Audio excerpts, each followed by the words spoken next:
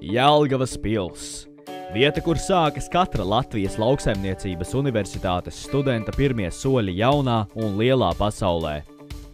Arī šis stāsts vēsta par 4 studentiem, kuri savas gaitas ir sākuši Jelgavā. Dace, meitene ar krampi, vienmēr zina, kas jādara. Rozīte studē ekonomiku.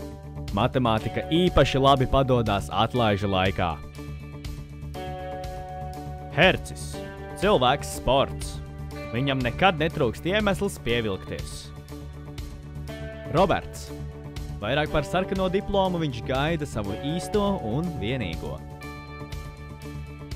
Tie ir mūsu studenti, kuri savas gaitas ir sākuši LLU. Viens stāsts, viena pilsēta, viena universitāte.